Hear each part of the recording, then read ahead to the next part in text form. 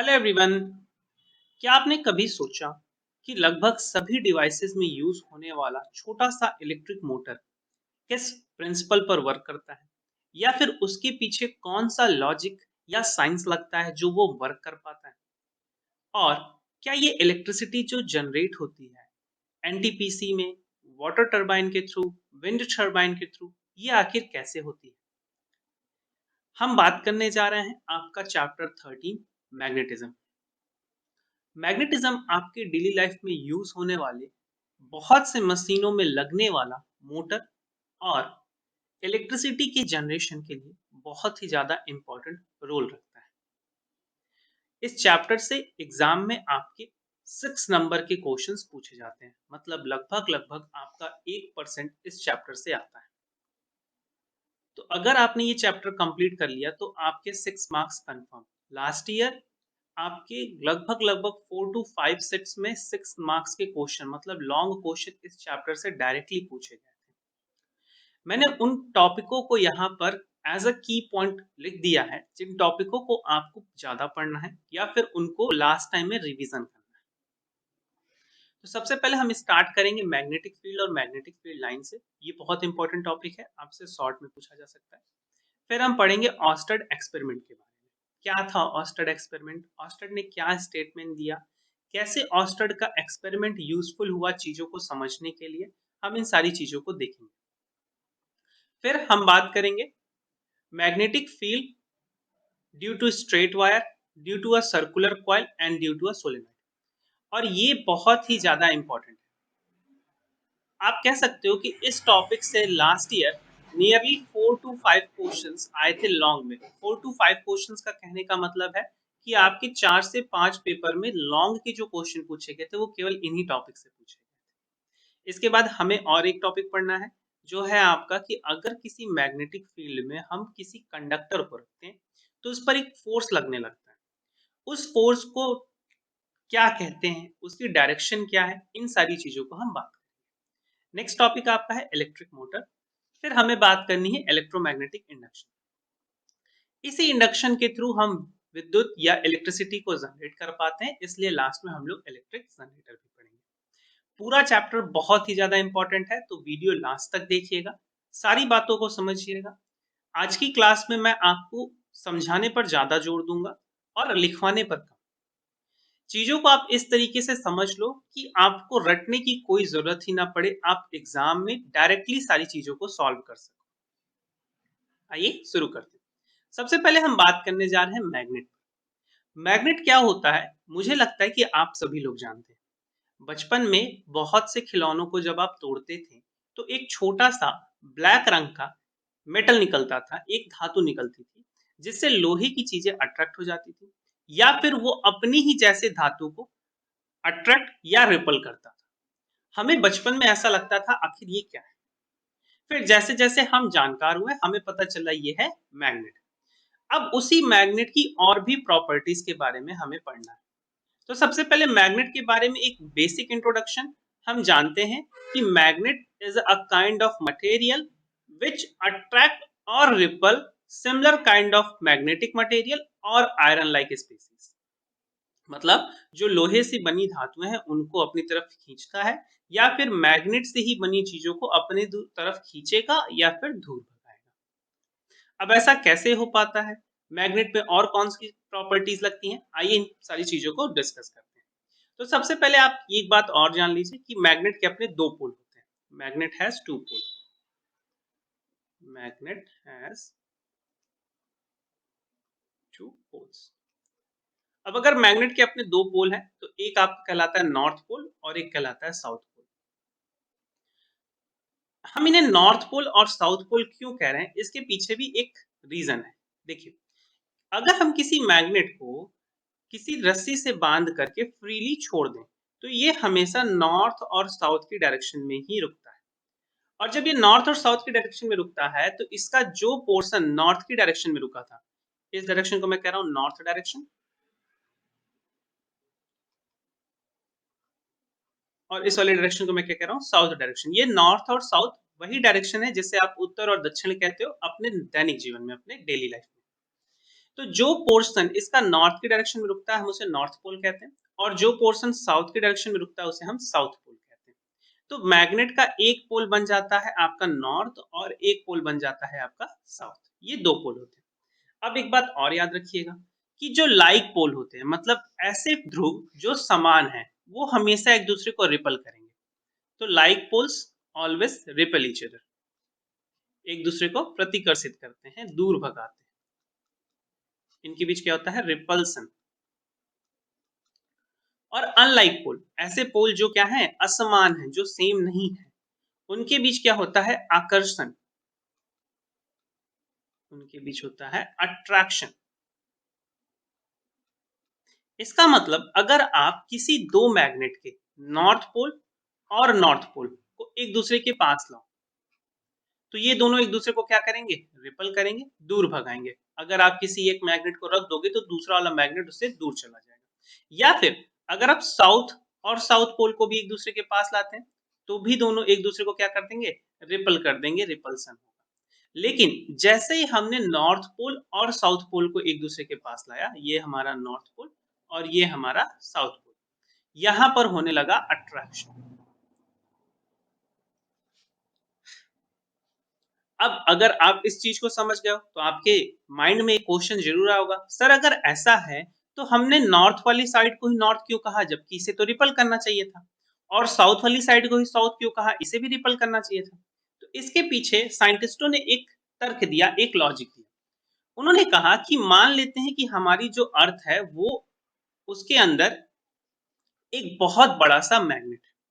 हमने ये ऐसा माना हुआ है ना, ऐसा रियलिटी में नहीं है। रियलिटी में क्या है वो मैं आपको किसी और क्लास में बताऊंगा। चलिए, ये है नॉर्थ डायरेक्शन और ये है साउथ डायरेक्शन। तो जो वो अंदर मैग्नेट है, अर्थ के अंदर वाला मैग्नेट, उसका साउथ पोल नॉर्थ की तरफ आता है। ये जो अर्थ के अंदर वाला मैग्नेट मैं उसकी बात कर रहा हूं, तो मैं आपसे कह सकता हूं कि ये अर्थ की मैग्नेटिज्म है ना, तो अर्थ मैग्नेटिज्म। हम किसकी बात कर रहे हैं? पृथ्वी के चुंबकत्व की बात कर रहे हैं।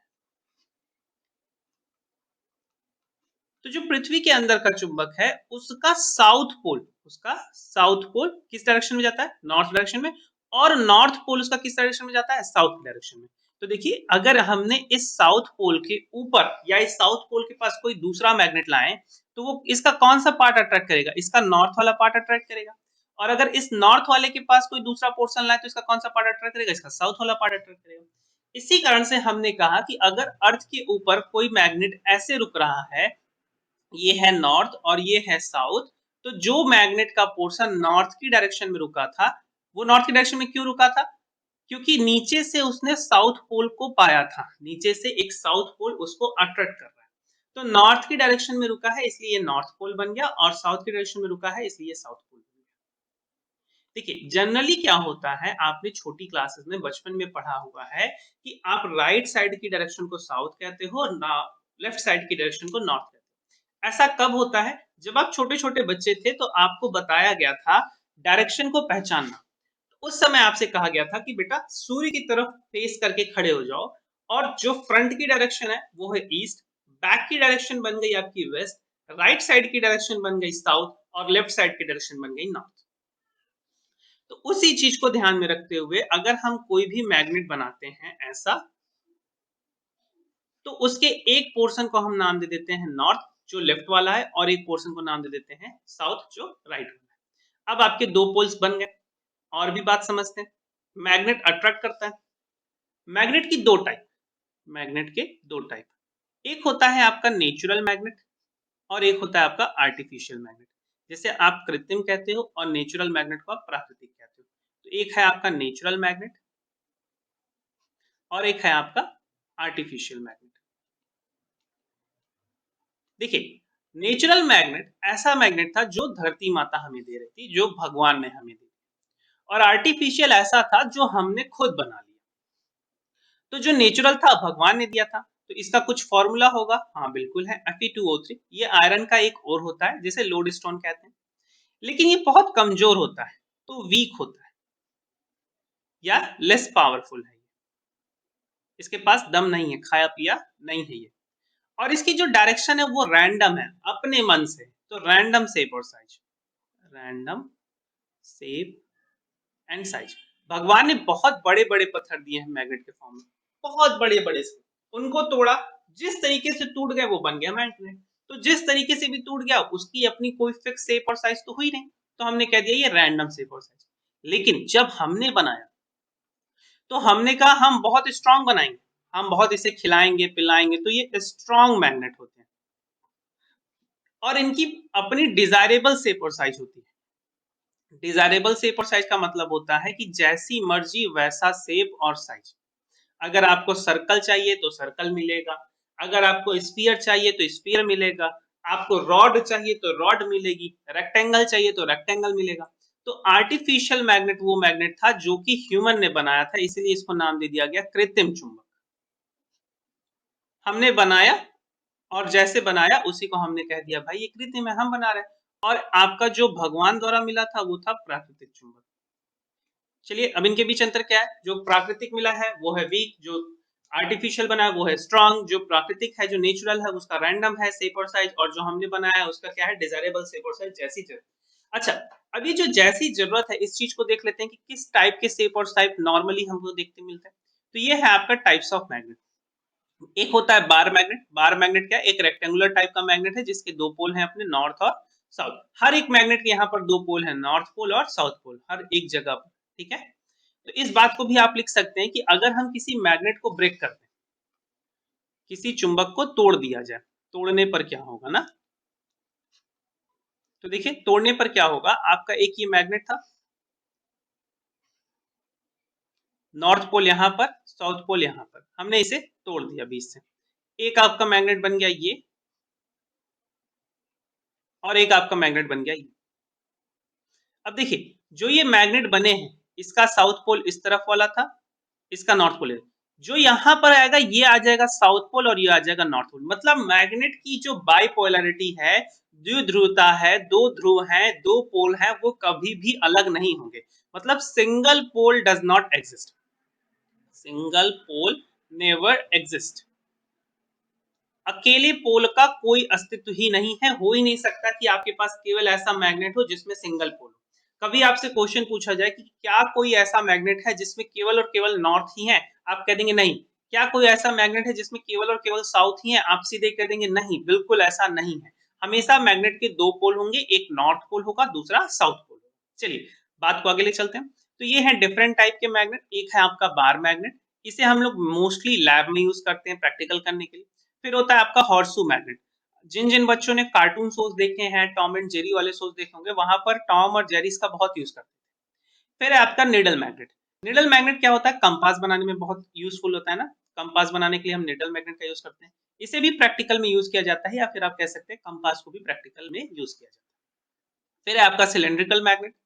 फिर आ गया ओवल शेप मैग्नेट। ये ओवल शेप मैग्नेट बहुत बच्चे जानते होंगे, ये बहुत ही सस्ता आपके आसपास के दुकानों में मिल जाता है खेलने के लिए, और इसे जब आप उछालते हो तो जब ये दोनों कोलाइड करते हैं तो एक अच्छी सी आवाज निकलती है, तो आप उसका आनंद लेते हो। फिर है रिंग मैग्नेट। ये रिंग मैग्नेट भी बहुत बच्चे जानते होंगे जिन्होंने टॉयज तोड़े हुए हैं, तो स्पीकर्स में बहुत ज्यादा यूज होता है। बचपन में एक छोटी छोटी मोबाइलें आती थी जिनमें बटन दबाने पर बस एक ही गाना बजता था, उसमें भी ये छोटे छोटे लगे होते थे। आप 2 दिन गाना बजाने के बाद तीसरे दिन उसका स्पीकर निकाल के मैग्नेट से खेलने लगते थे। तो ये बात थी मैग्नेट को लेकर के। इतनी सारी चीजें हमने मैग्नेट को समझ ली। अब देखिए अगर ये मैग्नेट एक दूसरे को खींच रहा है या एक दूसरे को बुला रहा है तो इसकी अपनी कुछ लिमिटेशन है। मान लीजिए मैं मैग्नेट, एज अ मैग्नेट मुझे मान लीजिए, मेरी अपनी कुछ एक लिमिट होगी ना कि यहाँ तक कोई मैं बुला सकता हूँ, या फिर कोई चीज इतनी डिस्टेंस पर रख दो तो मैं बुला सकता हूँ। ऐसा तो होगा नहीं कि एक जगह मैग्नेट रखे और पूरी दुनिया का लोहा आके उसे चिपक गया। सोचो क्या होगा अगर ऐसा हो जाए। तो घर में छोटा सा मैग्नेट रखा और सीधे हिंद महासागर से, इंडियन ओशियन से एक जहाज आया और आपके घर में चला आया, बहुत दिक्कत हो जाएगी ना। लेकिन ऐसा नहीं होता है। उस मैग्नेट की क्या होती है, अपनी एक कैपेसिटी होती है, अपनी एक क्षमता होती है, उसे हमने नाम दिया मैग्नेटिक फील्ड। तो फील्ड क्या है, मैग्नेटिक फील्ड, या फिर आप इसे क्या कहते हैं, चुंबकीय क्षेत्र। अब देखिए किसी भी मैग्नेट, अगर हमने ये मैग्नेट रखा है, नॉर्थ इसका इधर बना देते हैं, साउथ इधर बना देते हैं, दूसरा मैग्नेट लेते हैं उसका नॉर्थ इधर बना देते हैं, साउथ इधर बना देते हैं। अगर ये मैग्नेट इस मैग्नेट को रिपल कर रहा है या अट्रैक्ट कर रहा है तो इसकी अपनी एक फिक्स्ड एरिया होगी इसके चारों तरफ, 3D में, मतलब स्फेरिकल एरिया होगी जिसमें किसी मैग्नेट को या तो अट्रैक्ट कर सकता है या तो रिपल कर सकता है। उस एरिया को हमने नाम दे दिया मैग्नेटिक फील्ड। तो मैग्नेटिक फील्ड क्या है? The space around a magnet in which the force of attraction and repulsion caused by the magnet can be detected is called the magnetic field. किसी चुंबक के चारों तरफ का वो क्षेत्र जहां पर उस चुंबक द्वारा लगाए गए आकर्षण या प्रतिकर्षण बल को मापा जा सकता है या फिर अनुमान लगाया जा सकता है, उसे हम कहते हैं मैग्नेटिक फील्ड। देखिए इसके लिए एक सिंबल होता है मैग्नेटिक फील्ड का, इसे हम रिप्रेजेंट करते हैं बी से। अभी हम आगे देखेंगे कि कैसे मैग्नेटिक फील्ड डिपेंड करता है डिफरेंट काइंड ऑफ वायर्स के लिए या डिफरेंट काइंड ऑफ शेप के लिए। फिर एक दूसरी बात आती है मैग्नेटिक फील्ड लाइंस। ये कहा जाता है आपका क्या? Magnetic field lines. देखिए ये कुछ इमेजिनरी लाइंस हैं जिन्हें हमने ड्रॉ किया है और समझने के लिए ड्रॉ किया है कि आखिर मैग्नेटिक फील्ड लगता कैसे, किस जगह पर मैग्नेटिक फील्ड इस दिशा में है, किस जगह पर मैग्नेटिक फील्ड उस दिशा में है। तो उसको क्लियर करने के लिए हमने बना ली मैग्नेटिक फील्ड लाइंस। तो इनके लिए मैं क्या कह सकता हूं कि these are the imaginary lines drawn nearby a magnet to represent the direction of magnetic field. So to show the direction of magnetic field, चुंबकीय क्षेत्र की दिशा बताने के लिए, direction of magnetic field, we have created some lines, we have created or drawn some lines which are known as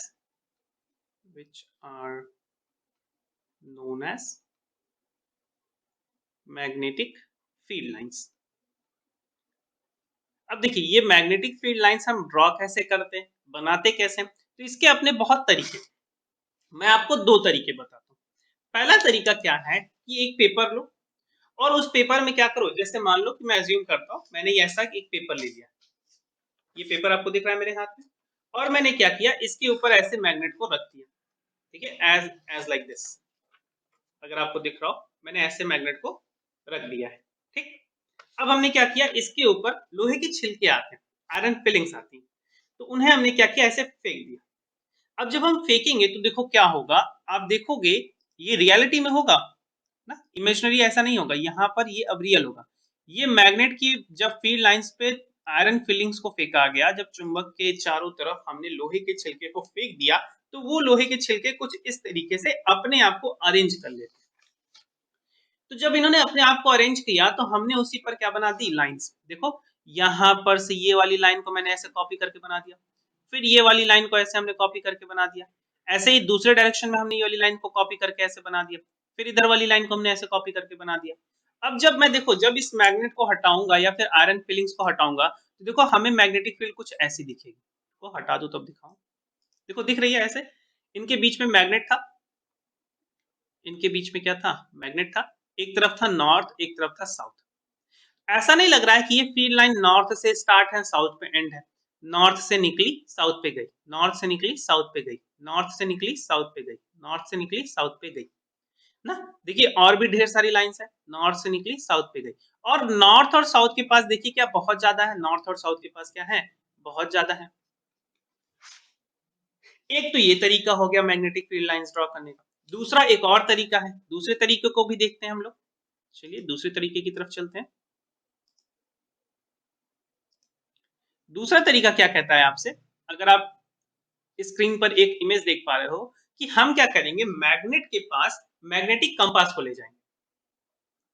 तो magnetic compass आप देख सकते हो ये है, इसको जैसे ही मैं इस मैग्नेट के पास ले जाऊंगा देखो ये क्या हो गया, ये विक्षेपित हो गया, मतलब ये क्या हो गया, अपनी पोजीशन से मैग्नेट की तरफ अट्रैक्ट हुआ, तो इसने अपनी डायरेक्शन को बदला। अब देखो इसको अलग अलग पोजीशन पर रखकर हम लाइन ड्रॉ करेंगे, एक यहाँ पे रख दिया, फिर यहाँ पर एक रख दिया, देखो इसने अपनी पोजीशन बदल दी, फिर हमने यहाँ पर रख दिया, फिर इसने अपनी पोजीशन बदल दी, फिर हमने यहाँ पर रख दिया, फिर इसने अपनी पोजीशन बदल दी, और फिर हमने यहाँ पर रख दिया, देखो फिर अपनी पोजीशन।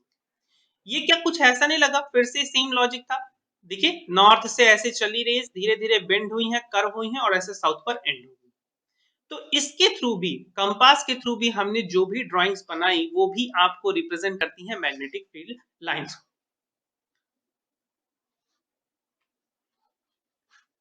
अब आगे देखते हैं। तो जब हमने ऐसा किया तो हमने पाया कि ये जो लाइंस रिप्रेजेंट हो रही थी, ये फील्ड लाइंस मैग्नेटिक फील्ड को दर्शा रही थी।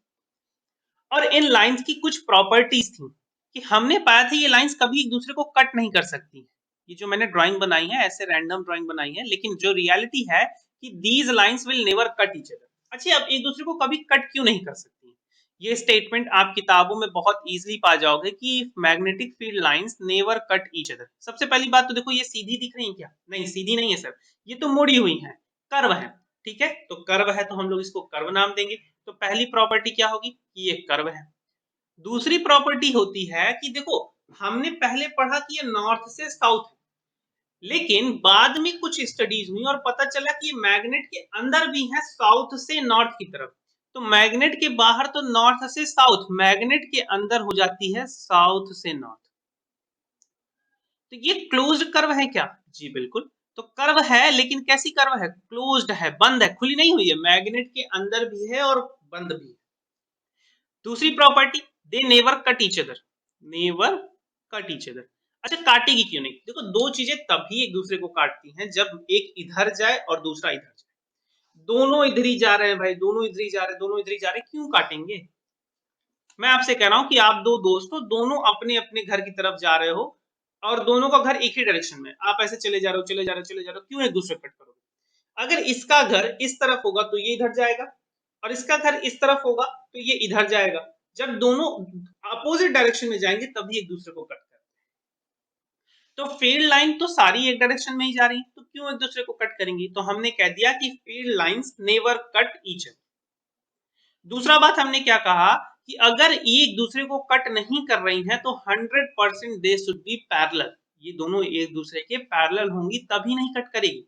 यही आपसे मैथ कहता है कि अगर दो लाइन एक दूसरे के पैरेलल हैं तो वो कभी भी एक दूसरे को कट नहीं करेंगे। तो कुछ प्रॉपर्टीज हमें मैग्नेटिक फील्ड लाइन के बारे में पढ़नी है। देखिए, यहाँ पर क्या है कि a magnetic field line is always directed from north pole to south pole outside the magnet. Outside मैंने आपसे बोला, इनसाइड के लिए क्या हो जाएगा? इनसाइड के लिए हो जाएगा कि साउथ से नॉर्थ। दूसरी प्रॉपर्टी क्या है? Magnetic field lines are closed and continuous कर, कहीं पर बीच में ब्रेक नहीं होती है और क्लोज होती है ना। आउटसाइड द मैग्नेट नॉर्थ से साउथ है, इनसाइड द मैग्नेट साउथ से नॉर्थ। तीसरी प्रॉपर्टी क्या कहती है आपसे कि the magnetic field lines are closer where the magnetic field is strong and farther apart where the magnetic field is weak. देखो, अगर इस पोल के पास देखोगे आप तो फील्ड लाइंस ज्यादा है, जैसे जैसे दूर जा रहे हैं, देखिए इनके बीच की दूरी क्या बढ़ती नहीं जा रही है? देखिए इनके बीच की दूरी बढ़ गई, यहाँ पर यहाँ पर यहाँ पर बीच की दूरी यहाँ क्या हो गई है? बढ़ गई है। लेकिन जैसे ही हम पास थे तो क्या इनके बीच की दूरी कम थी, मतलब डेंस थी, घनी थी। तो जहां पर ये ज्यादा होंगी वहां पर फील्ड भी ज्यादा होगा, जहां पर ये कम होंगी वहां पर फील्ड कम होगा। तो जैसे जैसे मैग्नेट से दूर जाएंगे फील्ड लाइंस कम होती चली जाएंगी, और जैसे जैसे मैग्नेट के पास आएंगे फील्ड लाइंस क्या होती जाएंगी? बढ़ती चली जाएंगी। अगली प्रॉपर्टी, फोर्थ प्रॉपर्टी देखिए, magnetic field lines never intersect each other. Intersect का मतलब होता है मिलना या काटना। अगर ये एक दूसरे को नहीं काट रही तो एक दूसरे के क्या है? पैरेलल। इतनी बातें आप समझ चुके हो। चलिए आगे बढ़ते हैं। अब एक नोट पॉइंट क्या कहता है आपसे कि parallel and equi distance. Equi distance का मतलब होता है समान दूरी वाली। Field line represent a uniform magnetic field. देखो, एक मैग्नेट से यूनिफॉर्म मैग्नेटिक फील्ड बनाना पॉसिबल नहीं, तो हम क्या करेंगे? दो मैग्नेट लेंगे, एक तरफ लगाते हैं नॉर्थ पोल का मैग्नेट और दूसरी तरफ लगाते हैं साउथ पोल का मैग्नेट। एक है आपका नॉर्थ और दूसरा है आपका साउथ। कुछ फील्ड लाइन क्या करेंगी? नॉर्थ से स्टार्ट होकर के साउथ की तरफ जाएंगी, डायरेक्शन यही होता है ना। और अगर इनके बीच की डिस्टेंस सेम है, अगर यहाँ पर ये 2 सेंटीमीटर थी, यहाँ पर भी अगर ये 2 सेंटीमीटर है, तो इस तरीके की फील्ड लाइन को हम लोग क्या कहते हैं? Uniform magnetic field. इसके हर एक पॉइंट पर जो मैग्नेटिक फील्ड होगी वो क्या होगी? सेम होगी, बराबर। इसलिए हमने इसे नाम दिया है यूनिफॉर्म मैग्नेटिक फील्ड, एक समान चुंबकीय क्षेत्र। यूनिफॉर्म का मतलब क्या होता है? एक समान, जो बदल ना रहा हो, तो एक जैसा है। अब जैसे आपने पढ़ा, जहां पर फील्ड लाइन डेंस है, पास पास है, वहां मैग्नेटिक फील्ड ज्यादा। जहां पर फील्ड लाइन घनी नहीं है, रेयरर है, पतली है या दूर दूर है, वहां पर मैग्नेटिक फील्ड क्या हो गया? कम। तो सोचो, अगर मैंने ऐसा डायरेक्शन बनाया है मैग्नेटिक फील्ड का, तो यहाँ पर एक दूसरे से क्या है? ज्यादा है, तो यहाँ पर मैग्नेटिक फील्ड कम। और यहाँ पर मैग्नेटिक फील्ड ज्यादा। लेकिन अगर इनके बीच की दूरी गैपिंग सेम है तो इनकी डेंसिटी भी सेम है, और डेंसिटी भी सेम है तो हमेशा क्या होंगी, वो बराबर होंगी, हर जगह पर समान। तो दो मैग्नेट की हेल्प से हम एक यूनिफॉर्म मैग्नेटिक फील्ड बना लेते हैं। अब इतनी बातें बहुत ही शानदार तरीके से आप समझ चुके होंगे, मेरा अनुमान है। इतनी सारी चीजें अच्छी खासी चल रही थी। फिर एक साइंटिस्ट आगे, ऑस्टन। अब वो कुछ स्टडी कर रहे थे, और स्टडी करते हुए एक्सीडेंटली उन्होंने एक नया चीज कर दिया। वो नया चीज क्या था कि उन्होंने करंट वाले वायर के पास, मतलब जिस वायर में धारा फ्लो कर रही थी, करंट फ्लो कर रहा था, उसके पास गलती से एक मैग्नेट रख दिया। अब जैसे ही उस वायर में करंट पास की, वो मैग्नेट घूम गया। और अगर घूम गया तो ऑस्टर्ट ने सोचा कि यार ऐसा तो तभी हो सकता है जब दूसरा मैग्नेट इसके पास हो, और मैंने तो तार रखा था, तार के पास कहां से मैग्नेट आ गया, या तार के पास से कहां से मैग्नेटिक फील्ड आ गई जो इसको घुमा दिया। भाई अभी तक आप ये जान रहे थे कि मैग्नेट ही मैग्नेट को घुमा सकता है, अट्रैक्ट कर सकता है, रिपल कर सकता है। लेकिन अब ऑस्टर्ड का जो एक्सपेरिमेंट था वो दिखा रहा था कि अगर उस वायर में करंट भाग रही है, करंट दौड़ रही है, धारा जा रही है, तो भी मैग्नेट जैसा बन रहा है, और दूसरे मैग्नेट को वो खींच रहा है या भगा रहा है। तो ऑस्टर्ड ने सोचा कुछ तो गड़बड़ है भाई, दाल में कुछ काला है। अब उस काली दाल के लिए, मतलब वो चुंबक के जैसा क्यों बिहेव किया, वो वायर जिसमें करंट फ्लो कर रही थी, उन्होंने और एक्सपेरिमेंट किए और प्रैक्टिकल किए। उन्होंने करंट की डायरेक्शन को बदल दिया। उन्होंने सोचा देखते हैं कि करंट एक ही साइड जा रही थी तभी ऐसा हो रहा था, कि दूसरी तरफ भी आती है तो ऐसा होगा। उन्होंने बदल दी करंट की डायरेक्शन। जैसे ही उन्होंने करंट की डायरेक्शन बदली, उन्होंने देखा कि मैग्नेट का दूसरा पोल अब अट्रैक्ट हो गया। तो इस चीज को लेकर के ऑस्टर्ड ने अपनी एक थ्योरी दी, जिसे हम लोग ऑस्टर्ड थ्योरी कहते हैं, और उनके एक्सपेरिमेंट को ऑस्टर्ड एक्सपेरिमेंट कहते हैं। आइए पहले ऑस्टर्ड के एक्सपेरिमेंट को थोड़ा सा प्रैक्टिकली समझते हैं। देखिए, आप एक डायग्राम देख रहे होगे जहां पर सर्किट है, नीचे हमने बैटरी लगाया हुआ है, और हमने एक मैग्नेट लिया। इस मैग्नेट को हम क्या कर देते हैं कि हम रख देते हैं सर्किट के नीचे। अब हम बैटरी से इस वायर में क्या करा रहे हैं, करंट फ्लो। देखो जैसे ही करंट इसमें फ्लो हुआ, तुमने देखा क्या, मैं बैटरी हटा देता हूँ, देखो बैटरी हटाया, जैसे ही बैटरी हटाया मैंने, जो मैग्नेट था वो आ गया आपका हॉरिजॉन्टल, ऐसे आ गया ना, एक तरफ साउथ है आपका, दूसरी तरफ नॉर्थ। जैसे ही मैंने बैटरी में वायर को जोड़ा, जैसे ही इसमें करंट फ्लो, क्या तुम्हें लग रहा है क्या करंट से जाते ही जो ये मैग्नेट था ये घूम गया। सेम ऑस्टर्ड ने सोचा कि ऐसा कैसे, मैग्नेट को तो अभी तक केवल मैग्नेट घुमा रहा था, अब यहाँ पे तार भी घुमा रहा है। भाई तार के पास कुछ तो एनर्जी है, कुछ तो भगवान से लेके आया है, तभी मैग्नेट को घुमा पा रहा है। फिर उन्होंने क्या किया, करंट की डायरेक्शन को बदला। करंट की डायरेक्शन को बदलने का मतलब बैटरी की पोलैरिटी बदल, देखो प्लस माइनस बदल दिया। अब करंट दूसरी तरफ जा रहा था, जब करंट दूसरी तरफ जा रहा था तो मैग्नेट का दूसरा पोल अट्रैक्ट हुआ। इसका मतलब उन्होंने सोचा कि जब करंट एक डायरेक्शन में था तो वो मैग्नेट के एक पोल जैसा बिहेव किया, जब दूसरे डायरेक्शन में था तो दूसरे पोल जैसा बिहेव किया। और यहीं पर नहीं, जब इस मैग्नेट को हम वायर के नीचे से ऊपर ले आते हैं, अभी देखो लाल वाला पोर्शन ऊपर है ना, अभी मैं क्या कर रहा हूं, मैग्नेट को ऊपर ले आ देता हूं। जैसे ही देखो ऊपर ले आया, क्या हुआ, ब्लू वाला पोर्शन ऊपर चला गया क्या, देखो फिर से, जब नीचे था रेड वाला पोर्शन ऊपर, जैसे ही मैं इसको ऊपर ले आ दिया, ब्लू वाला पोर्शन ऊपर। मतलब ऑस्टर्ड भाई इस समय पागल हो चुके थे। उन्होंने कहा कि यार ये क्या हो रहा है, नीचे रखने पर एक पोर्शन ऊपर जा रहा है, ऊपर रखने पर दूसरा पोर्शन नीचे आ रहा है, और फिर जैसे ही करंट हटा दे रहा है वो फिर से अपनी पोजीशन पे आ जा रहा है। कंपास की पोजीशन देखो, जैसे ही कोई करंट नहीं फ्लो कर रही है उसकी पोजीशन नहीं चेंज हो रहा है, लेकिन जैसे ही बैटरी आ रही है उसकी पोजीशन बदल जा रही है। इन सारी चीजों को देखते हुए ऑस्टर्ड एक कंक्लूजन पे आए, एक निष्कर्ष पे। उन्होंने कहा कि अगर किसी वायर में करंट फ्लो हो रहा है तो वो एज अ मैग्नेट बिहेव करता है, या फिर उसके पास कुछ पावर आ जाती है मैग्नेटिक फील्ड वाली या मैग्नेटिक। तो अब हम बात कर रहे हैं ऑस्टर्ड एक्सपेरिमेंट, बहुत ही मजेदार और बहुत ही ज्यादा क्रांतिकारी एक्सपेरिमेंट था ये। क्रांतिकारी क्यों, क्योंकि इसकी वजह से फिजिक्स के बहुत सी डिवाइसेस बन गई, मशीन बन गई। ये ना होता तो हेलीकॉप्टर ना होता, भाई मोटर ना बन पाती। ऑस्टर्ड ने ना बताया होता तो मोटर ना बनी होती, मोटर ना बनी होती तो हवाई जहाज ना बना होता, कार ना बनी होती, बस ना बना होता, पैदल चल रहे होते घोड़े पर। घोड़े पर पैदल नहीं, मतलब पैदल चल रहे होते या घोड़े से चल रहे होते, ऐसा मैं कहना चाह रहा हूँ।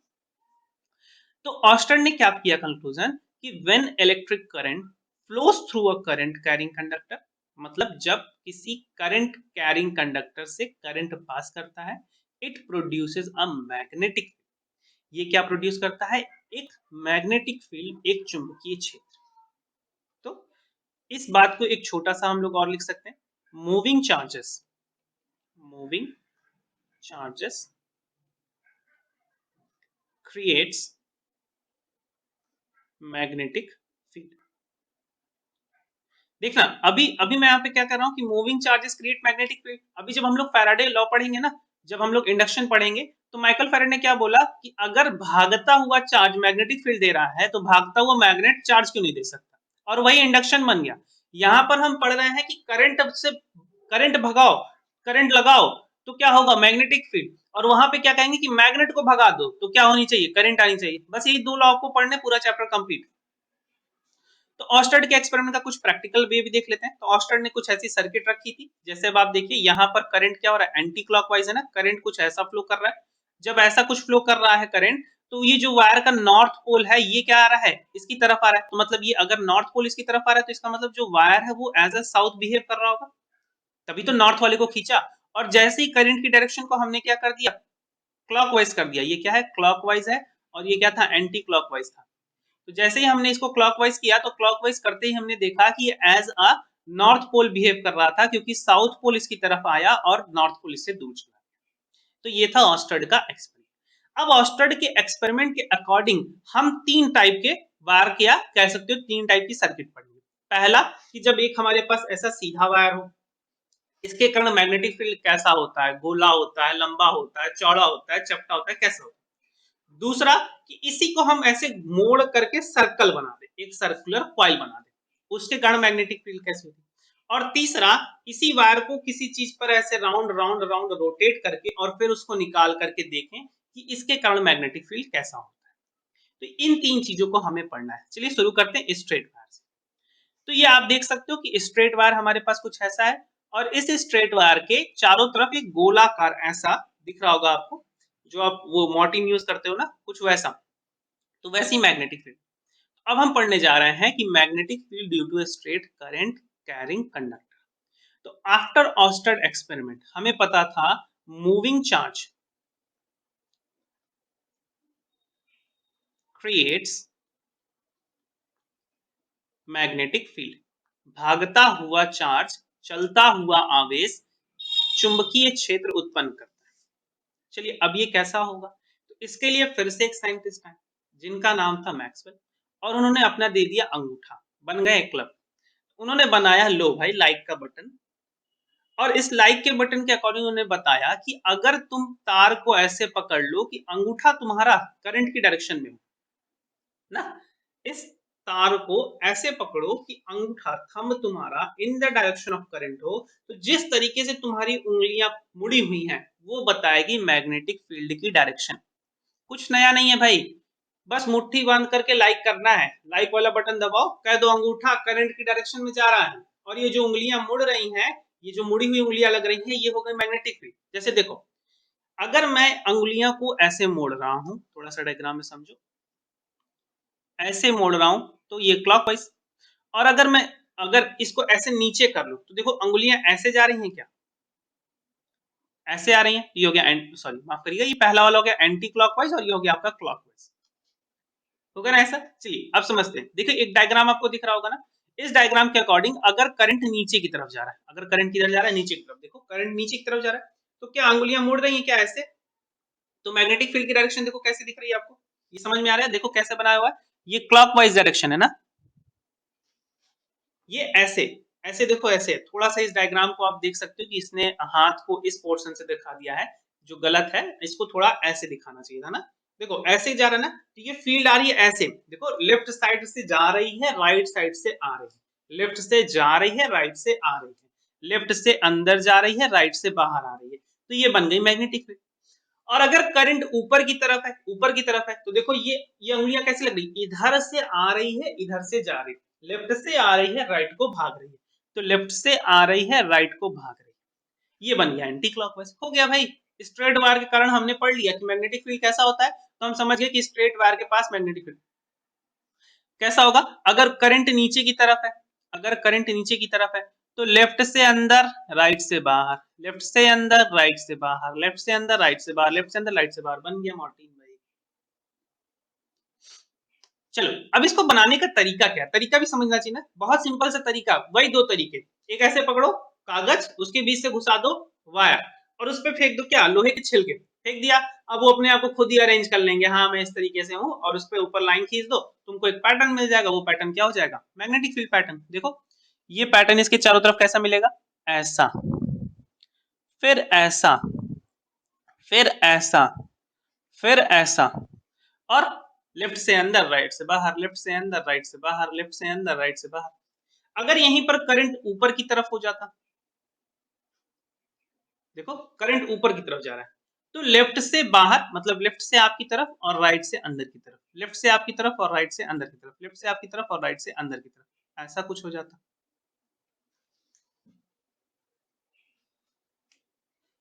मुझे लगता है आप समझ गए होगे। अब देखो इस पर डिपेंड करता है, जितनी ज्यादा करंट उतना ज्यादा मैग्नेटिक फील्ड, मतलब magnetic field be directly proportional होगा करंट की। अगर इसके ऊपर का करंट हम बढ़ाते जाएंगे, करंट और ज्यादा हो गया, चार्ज और भाग रहे हैं, चार्ज और भाग रहे हैं, मैग्नेटिक फील्ड और बढ़ती चली जाएगी, तो magnetic field is directly proportional to.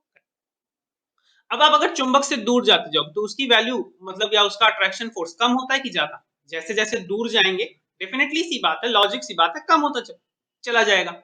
चुंबक से दूर होने पर मैग्नेट उसका जो फोर्स है वो कम हो रहा है। तो अगर मैं इस तार से दूर जाता हूं, इससे आर डिस्टेंस दूर चला जाता हूं, तो बी बढ़ेगा कि घटेगा, बी घट जाएगा। तो यही दो बातें आपसे पूछी गई थी कि कोई ऐसे दो तरीके बताओ जिसके आधार पर magnetic field due to a wire effect होता हो, उसमें अंतर आता है। तो पहला क्या है कि करंट डायरेक्टली प्रोपोर्शनल होता है मैग्नेटिक फील्ड के, और दूसरा क्या है, ये इनवर्सली प्रोपोर्शनल है distance from the point from of the conductor.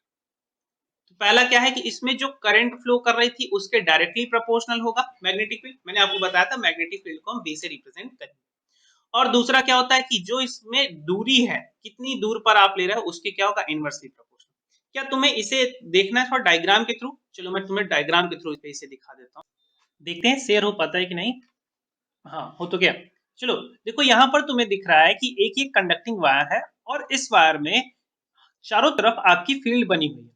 अब अगर आप नोटिस करो कि मैं धीरे धीरे करंट बढ़ाता जा रहा हूँ, देखो मैं धीरे धीरे करंट को क्या कर रहा हूँ, बढ़ाता चला जा रहा हूँ, बढ़ाता चला जा रहा हूँ, बढ़ाता चला जा रहा हूँ। क्या तुम्हें दिख रहा है मैग्नेटिक फील्ड भी बढ़ती चली जा रही है, बिल्कुल। तो पहला स्टेटमेंट हमारा ट्रू होता है कि अगर करंट ज्यादा है तो फील्ड भी ज्यादा, करंट अगर कम है तो फील्ड भी कम।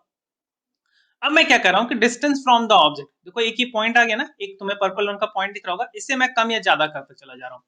कम या ज्यादा जैसे मैं करता जा रहा हूँ कि देखो जैसे ज्यादा पास ज्यादा जा रहा है तो फील्ड बढ़ती चली जा रही है, और जैसे जैसे इसे मैं दूर करता चला जाऊंगा फील्ड क्या होती जाएगी, कम होती जाएगी। तो ये दो बातें तुमने प्रूफ कर ली जो हमने यहाँ पर लिखी हुई है कि अगर फील्ड तुम्हारा करंट पे डिपेंड कर रहा होगा तो करंट बढ़ाने से फील्ड बढ़ेगा, और अगर इसकी डिस्टेंस पर है तो डिस्टेंस जैसे जैसे हम बढ़ाते जाएंगे फील्ड क्या होती जाएगी, कम होती चली जाएगी। तो इनवर्सली प्रोपोर्शनल टू डिस्टेंस है और डायरेक्टली प्रोपोर्शनल टू करंट है। देखिए ये चीजें बहुत ज्यादा ही इंपॉर्टेंट है, आपसे पूछी जा रही हैं एग्जाम में बार बार, तो इन्हें आप स्पेशली अपना लिख लो, एक शॉर्ट नोट्स या जो भी बना रहे हो वहां पर स्पेशली इन चीजों को लिख लो ताकि आप भूलो। चलिए अब दूसरी बात करते हैं। दूसरी बात है कि सर्कुलर कॉइल के थ्रू हमें क्या पढ़ना है, मैग्नेटिक फील्ड। चलिए इस चीज को थोड़ा सा और समझते हैं कि सर्कुलर कॉइल में अब हमने क्या किया है कि हमने वायर को एज अ सर्कुलर मोड़ दिया कुछ इस तरीके से। अब अगर हमने वायर को इस तरीके से मोड़ दिया है, हमने इसको पॉजिटिव और नेगेटिव करंट फ्लो करा दिया, यहाँ से करंट जा रहा है। अब देखिए इस पूरे सर्किट में क्या क्लॉकवाइज है, हाँ बिल्कुल क्लॉकवाइज है।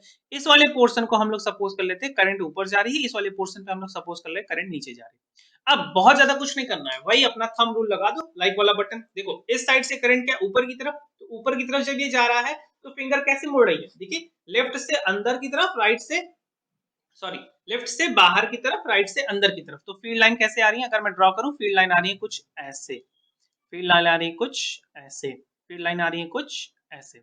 दूसरा पोर्शन अगर मैं इस साइड वाले पे देखूं तो करंट है नीचे की तरफ, करंट किधर की तरफ है, नीचे की तरफ है ना। और अगर करंट नीचे की तरफ है तो देखो नीचे की तरफ जाने पे क्या हो रहा है, फील्ड लाइन कुछ है ऐसे, कुछ इस तरीके से है ना, मतलब राइट साइड से, अगर मैं इस पेन को देखो ऐसे पकड़ लूं, देखो पेन को पकड़ना, पेन के इस तरफ से फील्ड लाइंस देखो आ रही हैं, इधर की तरफ जा रही हैं, आ रही हैं, इधर की तरफ जा रही हैं, कुछ ऐसा हो रहा है ना। तो मैं इसको ड्रॉ कर देता हूँ फिर से। तो अगर मैं इसे ड्रॉ करूंगा तो देखिए इस साइड से जो फील्ड लाइंस है क्या कुछ ऐसे है, बिल्कुल सही कहा आपने। हाँ सर ये ऐसे, ये किसके लिए है, अगर करंट क्लॉकवाइज। चलो करंट को एंटी क्लॉकवाइज कर देते हैं, दूसरा डायग्राम बनाते हैं, फिर से एक सर्कुलर कॉइल हम लोग लेते हैं और अब पॉजिटिव इस तरफ कर देते हैं, नेगेटिव इस तरफ कर देते हैं। जब हमने ऐसा किया तो देखो अब तुम्हें क्या मिलेगा कि करंट क्या यहां से जा रही है, करंट आई ऐसे जा रही है और फिर इधर से आ रही है। तो अब तुम्हारे राइट साइड इस वाले पॉइंट पे जो करंट की डायरेक्शन है ऊपर, फिर से लाइक वाला बटन ऊपर, तो अब ये क्या होगा, अब ये आ रही अंदर की तरफ से बाहर कुछ ऐसे,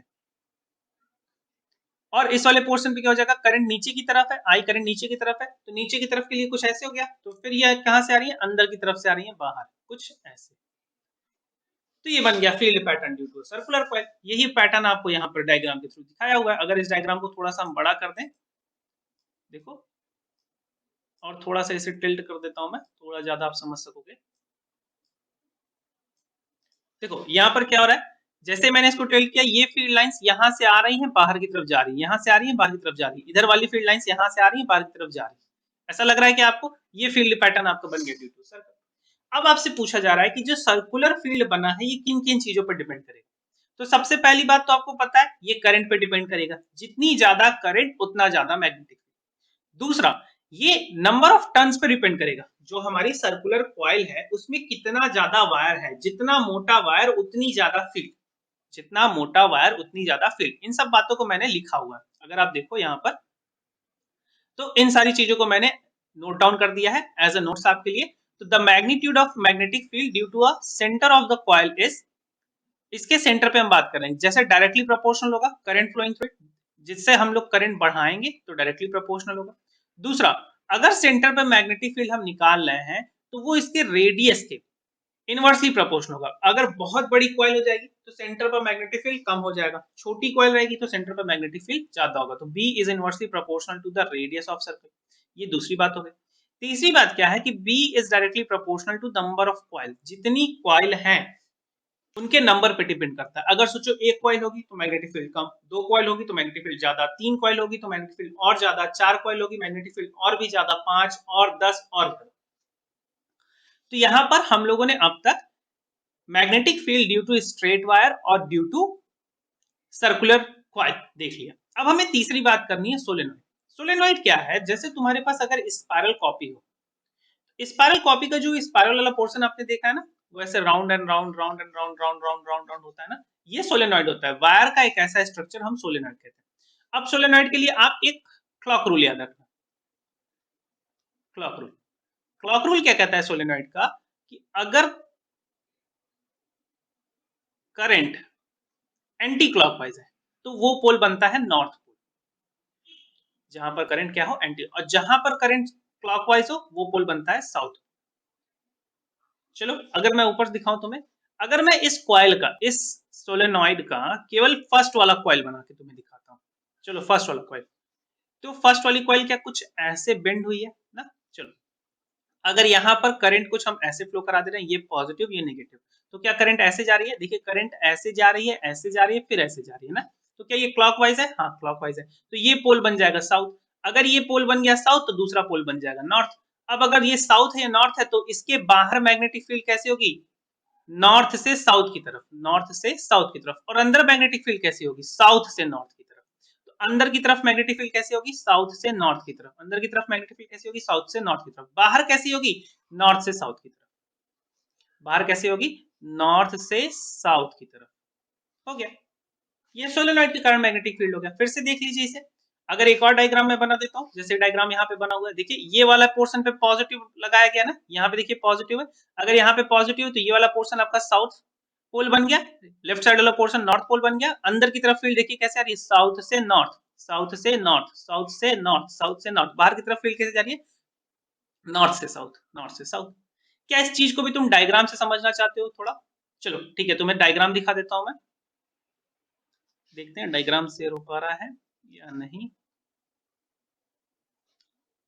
तो डायग्राम आपकी स्क्रीन पे है, हाँ बिल्कुल, देखिए डायग्राम आ गया, ये सोलेनॉइड के कारण एक फील्ड है। देखो सोलेनॉइड के कारण फील्ड में हमें देखिए ऐसा लग रहा है क्या कि राइट साइड से फील्ड लाइंस निकल रही हैं और लेफ्ट साइड पर एंटर कर रही है। मतलब राइट साइड बन गया आपका नॉर्थ पोल, ये वाला पोर्शन बन गया आपका नॉर्थ पोल और ये वाला पोर्शन बन गया साउथ पोल। देखो सोलेनॉइड कुछ ऐसा है, तुम्हें अगर स्ट्रक्चर दिख रहा हो समझ में आ रहा हो।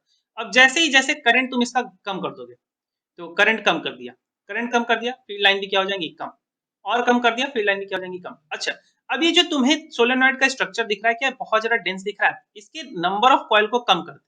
देखो लेंथ उतनी है, लेंथ उतनी है, बट हमने नंबर ऑफ कॉइल को कम कर दिया और कम कर दिया। अब यहाँ पर हमने केवल 6 कॉइल लिए हुए, इसके कारण फील्ड देखो कितना कम है। और जैसे ही करंट बढ़ाते हैं देखो फील्ड बढ़ेगा, फील्ड थोड़ा सा बढ़ रहा है, लेकिन तब भी नंबर ऑफ कॉइल अगर हम 6 से थोड़ा सा और बढ़ा करके 10 कर देते, देखो फील्ड कितना बढ़ गया, और बढ़ा देते हैं फील्ड और बढ़ गया।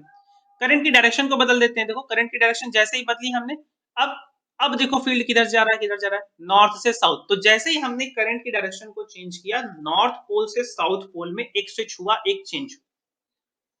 तो ये बन गई आपकी magnetic field due to the solenoid.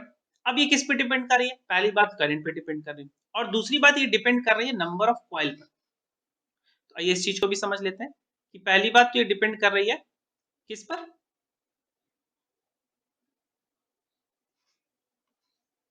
Current flowing through it. तो magnetic field is directly proportional to current passing from it.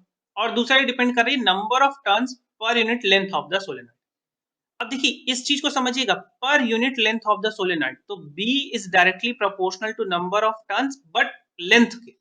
जैसे समझो अगर 5 सेंटीमीटर की लेंथ हो, उस पर 10 कॉइल हो, तो 1 सेंटीमीटर पे कितने कॉइल हुए, 1 सेंटीमीटर पे 2 कॉइल हुए। लेकिन अगर यहीं पर 10 सेंटीमीटर की लेंथ हो और उस पर 10 कॉइल हो, तो 1 सेंटीमीटर की लेंथ पे कितने कॉइल हुए, एक ही कॉइल हुए। तो यहाँ पर भले 10 कॉइल थी, या फिर सपोज कर लो यहाँ पर ले लेते हैं 15 कॉइल, तो 1 सेंटीमीटर की लेंथ पर करीब 1.5 कॉइल होंगे। तो भले यहाँ पर नंबर ऑफ कॉइल ज्यादा थी, तब भी इसके कारण मैग्नेटिक फील्ड कम होगा। क्यों? क्योंकि 1 सेंटीमीटर की लेंथ के लिए यहाँ पर नंबर ऑफ कॉइल थी 1.5, लेकिन 5 सेंटीमीटर वाले के लिए 1 सेंटीमीटर की लेंथ पर नंबर ऑफ कॉइल थी 2। तो जहां पर डेंसिटी ज्यादा होगी, नंबर ऑफ कॉइल बहुत पास पास होंगी, ये मैटर करेगा।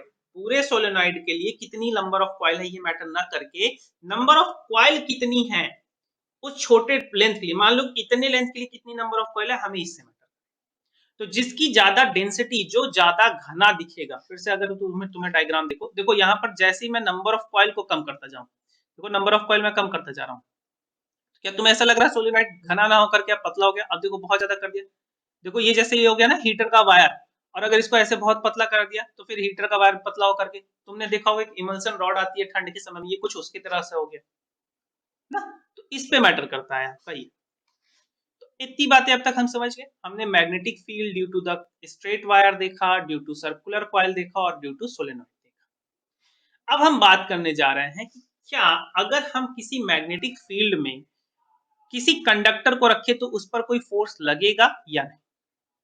आप मेरी बात समझ रहे हो मैं क्या कहना चाह रहा हूँ, कि मैग्नेटिक फील्ड में हम क्या कर रहे हैं, किसी कंडक्टर को रख दे रहे हैं और उस पर कोई फोर्स लगेगा या नहीं, अब हम इस पर बात करने जा रहे हैं। फिर हम बात करेंगे फ्लेमिंग्स पर, फ्लेमिंग का लेफ्ट हैंड रूल क्या होता है, और फिर उसके बाद हमारा टॉपिक आ जाएगा इलेक्ट्रिक मोटर। देखो लॉरेंज ने बताया, लॉरेंज एक साइंटिस्ट है, इन्होंने बताया कि अगर आप किसी मैग्नेटिक फील्ड में, मैग्नेटिक फील्ड हम सपोज कर ले रहे हैं कि 3 डायमेंशनल डायग्राम बनाते हैं, मैग्नेटिक फील्ड है आपका जेड एक्सिस के अलावा, ये है आपका मैग्नेटिक फील्ड। अगर इस मैग्नेटिक फील्ड में हम कोई वायर रख देते हैं जिसमें करंट कुछ इस तरीके से जा रही है, करंट आई इस डायरेक्शन में फ्लो कर रही है, तो इस वायर पर एक फोर्स लगता है, जो फोर्स इस सिनेरियो में लगेगा ऊपर की तरफ, ऐसे। इस फोर्स को उन्होंने नाम दिया लॉरेंज फोर्स या फिर magnetic force. So Lorentz described that whenever there is any current carrying conductor, देखिए करंट कैरिंग कंडक्टर और कंडक्टर होने में बहुत बड़ा अंतर है। करंट कैरिंग कंडक्टर का मतलब होता है ऐसा चालक जिसमें धारा बह रही, जिसमें करंट फ्लो कर रही है, और कंडक्टर का मतलब कि बस वो चालक है। तो दोनों में अंतर हुआ ना। तो when ever there is any current carrying conductor in side a magnetic field,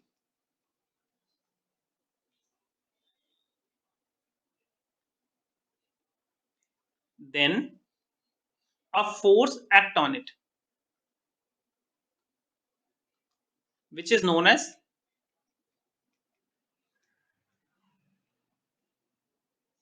magnetic force, या फिर इसे आप लॉरेंस फोर्स भी कहते हैं। चलिए इसका फॉर्मूला क्या होता है? तो इसका फॉर्मूला होता है F is equal to I B L, जहां पर आई आपका उस वायर में फ्लो करने वाली करंट है, बी आपकी मैग्नेटिक फील्ड है और एल लेंथ ऑफ वायर है। एफ क्या है? उस वायर पर लगने वाला फोर्स। एफ आई क्या है? आपकी करंट है। बी क्या है? आपकी मैग्नेटिक फील्ड है, जिस मैग्नेटिक फील्ड में वो रखा हुआ था, और एल है लेंथ ऑफ वायर। एल है आपका लेंथ ऑफ वायर। अब देखिए इस फोर्स की डायरेक्शन हम कैसे फाइंड करते हैं, तो इसके लिए फ्लेमिंग का रूल लगाते हैं। तो note point, to find out the direction of force, या फिर फोर्स की डायरेक्शन कैसे फाउंड करेंगे हम लोग? फोर्स की डायरेक्शन के लिए हमारे पास क्या है? हमारे पास है Fleming left hand rule. Fleming left hand rule. देखिए फ्लेमिंग के दोनों रूल आपको पढ़ने, लेफ्ट और राइट। मैं आपको बताने जा रहा हूं बहुत ही अच्छी ट्रिक। ये है फ्लेमिंग लेफ्ट हैंड रूल। तो मैं इसमें क्या याद रखना है तुम्हें कि अपने लेफ्ट हैंड के थंब को, फर्स्ट फिंगर को और मिडिल फिंगर को इस तरीके से अरेंज करो कि ये सभी एक दूसरे से 90 डिग्री पे हो। देखो ये वाली और ये वाली, क्या ये दोनों लग रहा है 90 डिग्री पे? इसे देखो, क्या ये वाली लग रहा है 90 डिग्री पे? इसे देखो, क्या ये वाली लग रहा है 90 डिग्री पे? हाँ बिल्कुल। तो हमने अपने लेफ्ट हैंड के फर्स्ट फिंगर, मिडिल फिंगर और थंब को इस तरीके से स्ट्रेच किया है कि ये सभी एक दूसरे से 90 डिग्री पर है। अब इस सिनेरियो में क्या होगा कि अगर हमारा first finger is representing magnetic field, दूसरा finger middle finger is representing current, तो हमारा थंब रिप्रेजेंट करेगा डायरेक्शन ऑफ फोर्स। कैसे याद रखें कि कंफ्यूजन ना हो? याद रखो फादर, मदर, चाइल्ड, पारिवारिक माहौल। कैसे याद रखेंगे हम इसे? फादर, दिख रहा है स्क्रीन आपको? हाँ बिल्कुल दिख रहा है। कैसे याद रखेंगे? ये हो गया आपका फादर, ये हो गया आपका मदर, और ये हो गया आपका सी फॉर चाइल्ड। देखिए कितना सिंपल ट्रिक है। एफ से हो गया फोर्स, एम से हो गया मैग्नेटिक फील्ड, और सी से हो गया क्या? करंट। तो कितना इजी था कि अगर इस डायरेक्शन में मैग्नेटिक फील्ड है, इस डायरेक्शन में क्या है? मैग्नेटिक फील्ड है। देखो उस डायरेक्शन में मैग्नेटिक फील्ड, हमने वायर को रखा था इस तरीके से, वायर को रखा था इस तरीके से, तो करंट की डायरेक्शन हो गई थी ये, करंट की डायरेक्शन हो गई ये। फोर्स कहां बनाया था? फोर्स बनाया था ऊपर की तरफ, फोर्स लग गया ऊपर की तरफ। अगर यही सपोज कर लो कि मैग्नेटिक फील्ड की डायरेक्शन, सॉरी करंट की डायरेक्शन को हम क्या कर देते हैं? बदल देते हैं। करंट की डायरेक्शन को कह रहे हैं उस तरफ से, इस तरफ है, मतलब करंट की डायरेक्शन कुछ ऐसे, तो फोर्स कहां लगेगा? नीचे की तरफ। मतलब देखो सामने की तरफ मैग्नेटिक फील्ड जा रही है, समझो इस चीज को। मैग्नेटिक फील्ड किधर जा रही है? सामने की तरफ। मैं ऐसा समझ रहा हूं कि सारी मैग्नेटिक फील्ड उधर की तरफ जा रही है।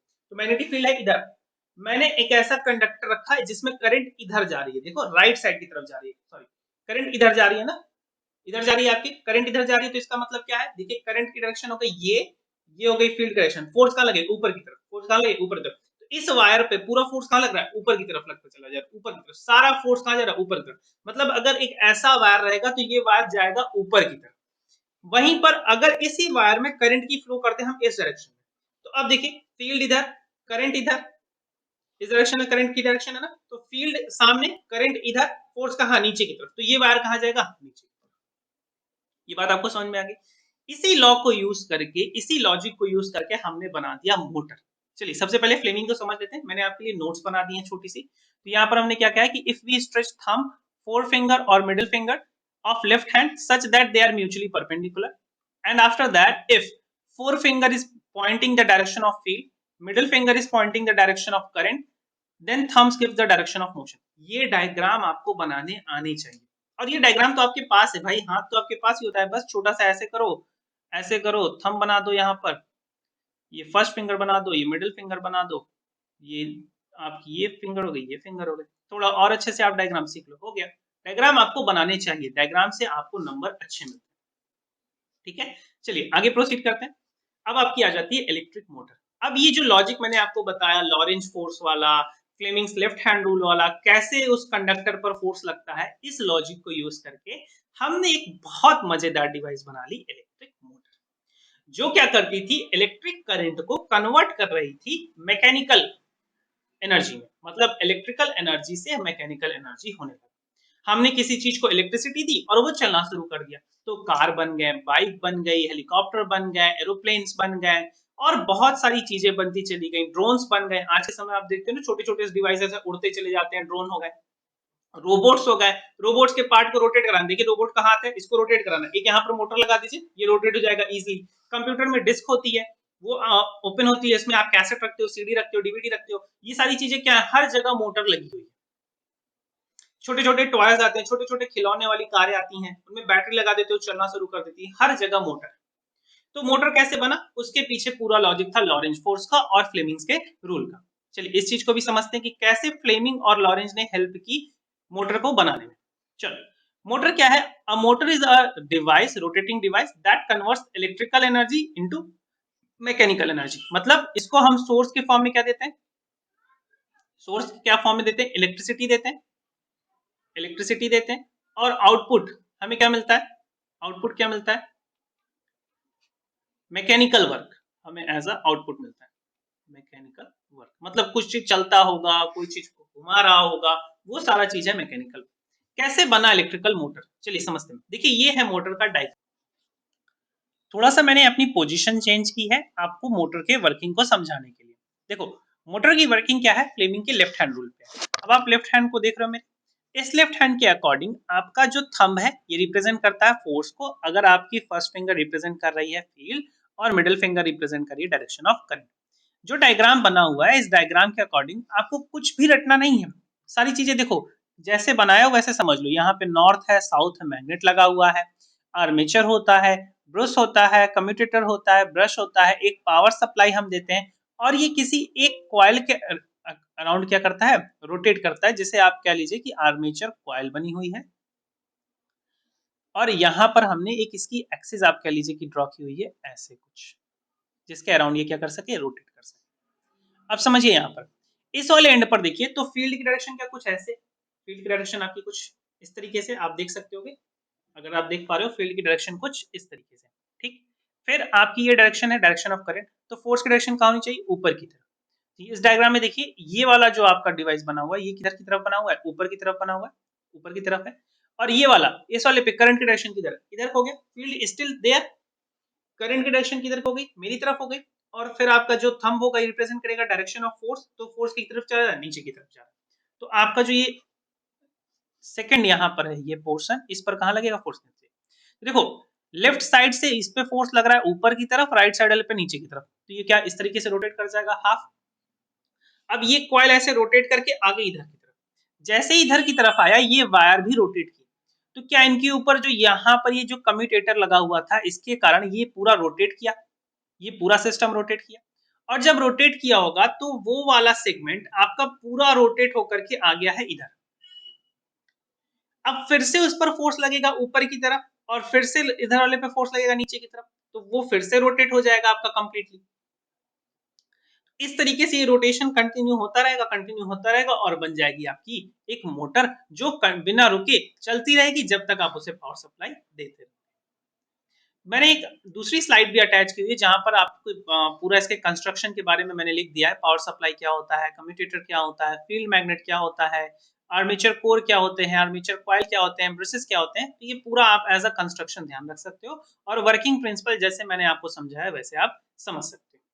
अब क्या अंतर है एसी और डीसी मोटर में, डीसी पावर सप्लाई और एसी पावर सप्लाई में, थोड़ा सा इन चीजों को देख लेते हैं।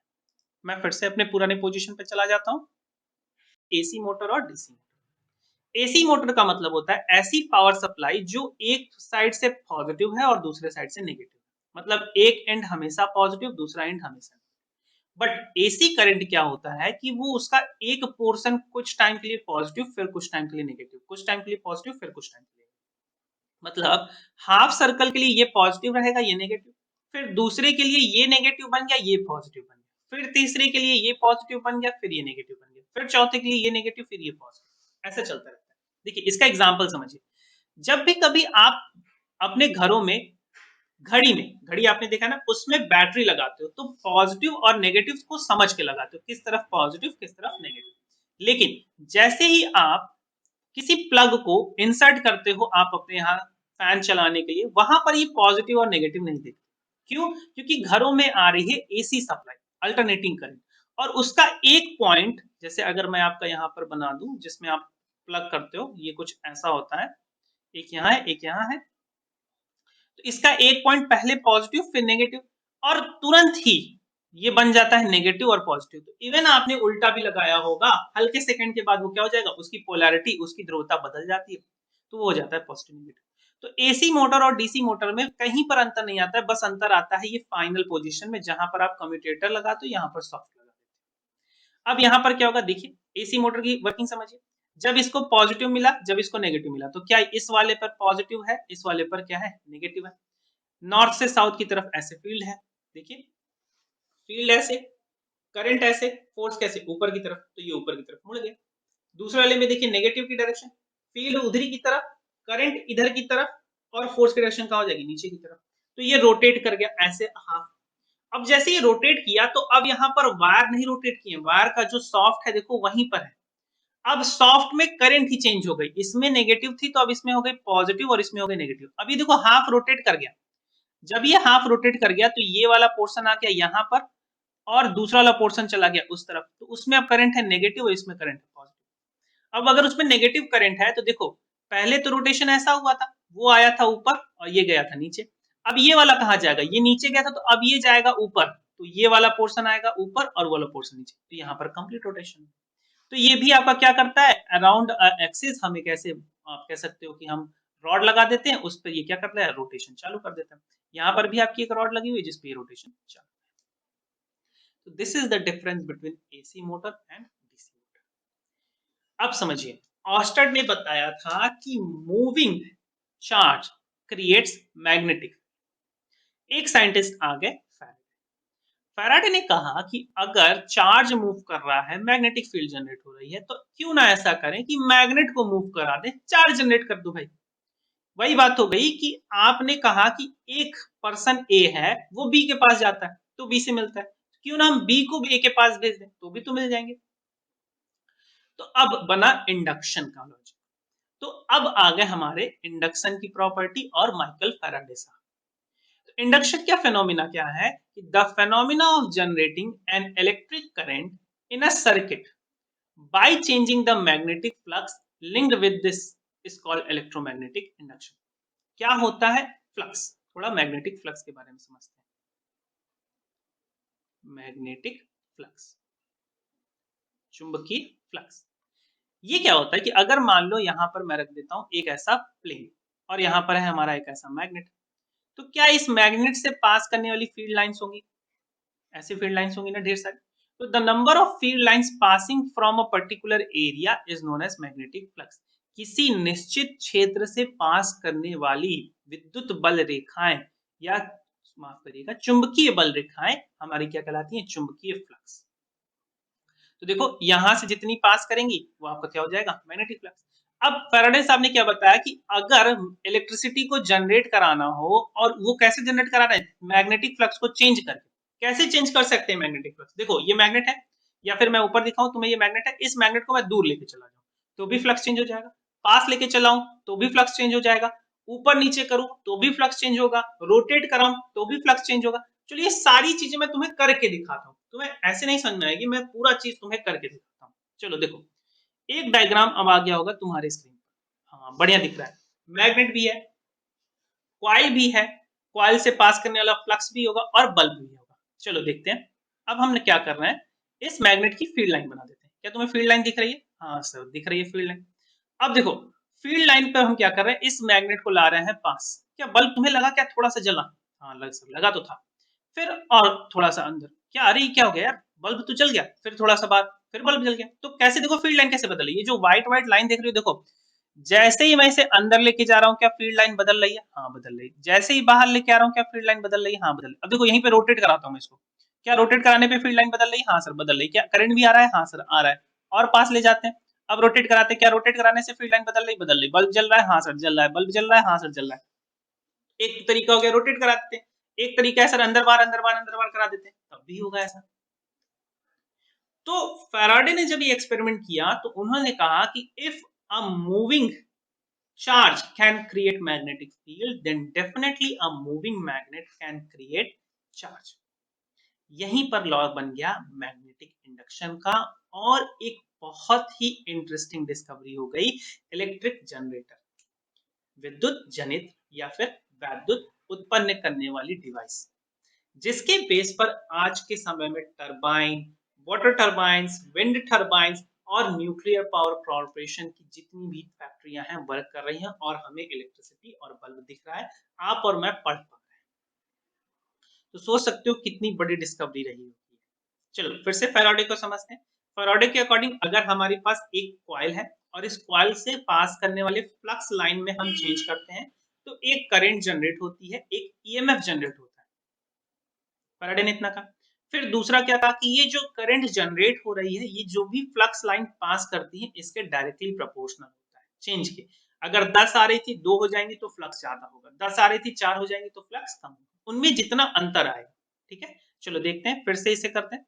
जैसे ही मैं मैग्नेट को पास लेके जाऊंगा, देखो बल्ब जला, जैसे ही दूर लेके जाऊंगा बल्ब जला, पास लेके आया बल्ब जला, दूर लेके गया बल्ब जला। केवल इसी साइड से नहीं, इस साइड से भी करके देखो, पास ले गया बल्ब जला, दूर ले जाए बल्ब जलेगा, फिर पास लेके आया बल्ब जलेगा। एक और काम कर देते हैं, मैग्नेट को यहीं पर इसके अंदर रख देते हैं और मैग्नेट को रोटेट करा देते हैं, रोटेट करा दो, रोटेट करा दो, रोटेट करा दो। भाई रोटेट कराने पे भी तो डायरेक्शन बदलती है फील्ड लाइन की, साउथ से नॉर्थ, नॉर्थ से साउथ, साउथ से नॉर्थ, साउथ से नॉर्थ। देखो बल्ब कंटिन्यूस चलता जा रहा है। इसी को हम लोग डायनमो भी कहते हैं। तो क्या तुमने अब इंडक्शन के आइडिया को समझ लिया है? बिल्कुल समझ लिया होगा। चलो थोड़ा सा इंडक्शन की थ्योरीज देख लेते हैं। तो सबसे पहले तो आप बात समझ गए मैग्नेटिक इंडक्शन क्या होता है, इलेक्ट्रोमैग्नेटिक इंडक्शन क्या होता है। मैग्नेटिक फ्लक्स में चेंज करके इलेक्ट्रिसिटी को जनरेट करने का प्रोसेस इलेक्ट्रोमैग्नेटिक इंडक्शन। बात करते हैं फैराडे के लॉ की। तो फैराडे का फर्स्ट लॉ क्या था कि whenever a conductor is placed in a very fine और वेरिंग मैग्नेटिक फील्ड, ऐसे में कि जहां पर हम कंडक्टर को बदलते हुए मैग्नेटिक फील्ड में रखते हैं तो एक ईएमएफ इंड्यूस होता है, जनरेट होता है, and this EMF is called induced EMF. और जो कंडक्टर में अगर सर्किट बंद है तो एक करंट फ्लो करेगी, उसे हम कहते हैं इंड्यूस्ड करंट। दूसरा लॉ क्या कहता है कि द मैग्नेटिक और the magnitude of induced EMF, मतलब जो ये ईएमएफ ई जनरेट होती है वो इक्वल होती है rate of change of flux. Flux को हम डिफाइन करते हैं delta phi upon delta of T. और ये देखो नंबर ऑफ कॉइल पे भी डिपेंड करेगा। एन एन क्या है, नंबर ऑफ कॉइल। जैसे अगर मैं फिर से तुम्हें वो डायग्राम दिखाऊं और उस डायग्राम में मैं कॉइल को कर दूं कम, उस डायग्राम में मैं कॉइल को क्या कर दे रहा हूं, कम कर दे रहा हूं। देखो एक मैं दूसरी कॉइल ले लेता हूं यहां पर जिसमें कम कॉइल ऊपर दिख रहा होगा तुम्हें। अब इससे अगर देखो मैं पास कराता हूँ मैग्नेट को, तो देखो क्या हो रहा है, मैग्नेट को पास कराने में बल्ब धीरे जल रहा है, लेकिन जैसे मैं यहाँ पर मैग्नेट को पास कराता हूँ बल्ब तेज जल रहा है। तो इसका मतलब नंबर ऑफ कॉइल भी मैटर करेगा। इसी चीज को मैंने तुम्हारे साथ फॉर्मूले में डिस्कस किया है कि E is equal to N delta phi upon delta T, जहां डेल्टा फाई क्या है, फ्लक्स चेंज, ये क्या है, change in magnetic flux, change in magnetic flux. Definitely delta T time है आपका, कितनी तेजी से हो रहा है। ई आपका प्रोड्यूस्ड ईएमएफ है, इंड्यूस्ड ईएमएफ, इलेक्ट्रोमोटिव। अब देखो ये जो ईएमएफ या करंट जनरेट हो रही इसकी अपनी कुछ डायरेक्शन होगी, वो कैसे निकालेंगे। तो अब आ गया फ्लेमिंग राइट हैंड रूल। सारी लॉजिक सेम, सारा कंडीशन सेम, सारी थ्योरी सेम, इवन ट्रिक भी सेम, बस अब राइट हैंड लेना है। देखो हो सकता हो तुम्हें इमेज में मुझे लग रहा हो कि मैं अपना लेफ्ट हैंड उठा रहा हूँ, बट एक्चुअली ये मेरा राइट हैंड है। मैं कुछ इस तरीके से बैठा हूँ कि आपको लगे। तो देखो अब ये हमारा है राइट हैंड। अब राइट हैंड के थंब को, फर्स्ट फिंगर को, मिडिल फिंगर को कुछ इस तरीके से अरेंज करो कि वो सब एक दूसरे से 90 डिग्री पे। अब देखो वहां पर क्या था, फोर्स बताना था, यहाँ पर करंट बताना। अब क्या कहता है same logic, father mother child, F motion या फोर्स की डायरेक्शन की, जिस डायरेक्शन में हम मूव करा रहे थे, एम मैग्नेटिक फील्ड की डायरेक्शन, और ये क्या है आपका करंट की डायरेक्शन। तो अगर फर्स्ट फिंगर रिप्रेजेंट कर रहा है मैग्नेटिक फील्ड को, थंब रिप्रेजेंट कर रहा है डायरेक्शन ऑफ फोर्स को, तो मिडिल फिंगर रिप्रेजेंट करेगी डायरेक्शन ऑफ करंट को। बस इतना सा ही लॉजिक है। इसे हम लोग समझेंगे जनरेटर में कैसे ये हो रहा है, लॉजिक कैसे लग रहा होगा ना। चलो तो if we stretch thumb, four finger and middle finger of the right hand such that they are mutually perpendicular, then if forefinger is pointing the direction of field, thumb is pointing the direction of motion of the conductor, then middle finger will represent the direction of induced current. Same logic आपको कैसे याद रखना है, father, F से father for motion और force, M से magnetic field as mother, and C for child. अब यहाँ पर जो चाइल्ड है ये इंड्यूस्ड चाइल्ड है या फिर इंड्यूस्ड करंट आप कह सकते हो। ठीक है, चलो अब इलेक्ट्रिक जनरेटर समझते हैं। और ये इलेक्ट्रिक जनरेटर में समझो ये डायग्राम बना है, सारी डायग्राम सेम है, सारा कंस्ट्रक्शन सेम है, कुछ भी अंतर नहीं है, बट वहां पर हम बैटरी देते थे, यहाँ पर हमें बैटरी मिलेगी, मतलब वहां पर हम सोर्स देते थे तो वो घूमता था, यहाँ पर उसको घुमा रहे हैं तो हमें सोर्स मिलेगा, तो हमें एनर्जी मिलेगी। तो अब देखो क्या हो रहा है, यहाँ पर तुम्हें डायग्राम दिख रहा होगा ना, इस डायग्राम में तुम्हें दिखाता हूँ, इसे हमने रोटेट करा है, इसे हमने रोटेट करा है कुछ इस तरीके से, मतलब इसको हम ले जा रहे हैं ऊपर, इसको हम कहाँ ले जा रहे हैं ऊपर। फील्ड देखो क्या इस डायरेक्शन में, फील्ड इस डायरेक्शन में, राइट हैंड लगाना है, ध्यान देना, राइट हैंड में देखो, चलो मैं डायग्राम में तुम्हें दिखाता हूँ, समझाता हूँ कैसे होगा क्या होगा। देखो फील्ड इस डायरेक्शन में है, फील्ड इस डायरेक्शन में है, ठीक है, और फील्ड इस डायरेक्शन में है तो करंट किस डायरेक्शन, सॉरी दूसरी बात, फोर्स हम इसे रोटेट करा रहे ऊपर की तरफ तो करंट कहाँ आएगी, करंट आएगी इस तरफ। समझ में आया तुम्हारा। दूसरी बात, अगर इसी चीज को दूसरे तरीके से समझो कि फील्ड इस डायरेक्शन में है, ठीक है, मोशन हम करा रहे हैं इस तरफ तो करंट किधर से जाएगी, उधर तरफ। देखिए राइट हैंड है मेरा, वो डायग्राम आपकी इमेज मेरी मिरर हो रही है इसलिए आपको ऐसा लग रहा है। देखो फील्ड की डायरेक्शन ये है ना, फोर्स की डायरेक्शन कहाँ है, ऊपर की तरफ है, फोर्स की डायरेक्शन कहाँ है, ऊपर की तरफ है, तो करंट की डायरेक्शन क्या होगी, ये होगी। तो मुझे ना देख करके अपने हाथ से ये चीज ट्राई करोगे तो तुम्हें समझ में आएगा ज्यादा। मेरी इमेज ऐसी है इसलिए तुम्हें लग रहा है, रुको मैं ऐसे सही करता हूँ तो फिर तुम्हें तो दिखाता हूँ कुछ।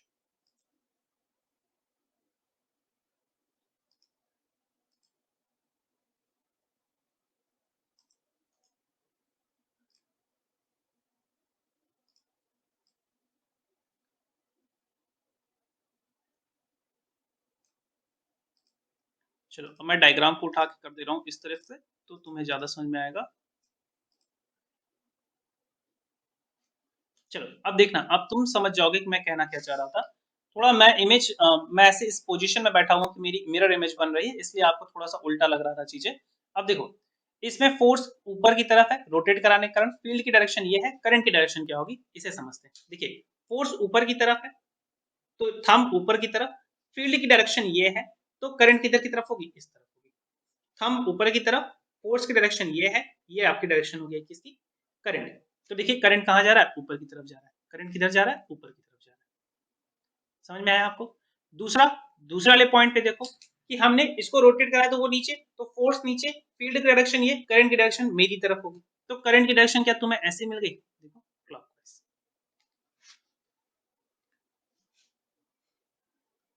मोटर की भी सेम वर्किंग थी, बट मोटर में क्या हो रहा था, आपको करंट मिलती थी वहां पर वो रोटेट करता था, यहाँ पर आप रोटेट करा रहे हो तो करंट आपको मिल रहा है। तो ये आपका था इलेक्ट्रिक जनरेटर, और यहाँ तक आपका पूरा चैप्टर नियरली कंप्लीट होता है। मोटर में क्या प्रॉपर्टी थी, मोटर में प्रॉपर्टी थी कि आप उसे लेफ्ट हैंड के थ्रू निकालते थे और इससे राइट हैंड, तो राइट हैंड हमेशा याद रखना इंडक्शन के लिए होता है, और लेफ्ट हैंड आपका क्या बताता है, डायरेक्शन ऑफ फोर्स बताता है। मुझे लगता है कि आज की क्लास के लिए इतनी इंफॉर्मेशन बहुत है, हमने पूरा चैप्टर आज कंप्लीट कर लिया। जो भी क्वेश्चन इस चैप्टर से रिलेटेड पूछे जाते थे हमने सब पर बहुत ही डिटेल डिस्कशन की। तो इस चैप्टर से आपके 6 मार्क कंफर्म है, आप पूरे वीडियो को बहुत अच्छे से देखो, आपको सारी बातें बहुत ही क्लियरली समझ में आएंगी। उम्मीद करता हूँ आप चीजों को समझ रहे होंगे, और अगर आपको वीडियो पसंद आ रही है तो अपने दोस्तों के साथ लाइक जरूर करिए। बोर्ड एग्जाम की तैयारी बहुत अच्छे से करते रहिए। बेस्ट ऑफ लक, मिलते हैं फिर से किसी नेक्स्ट वीडियो।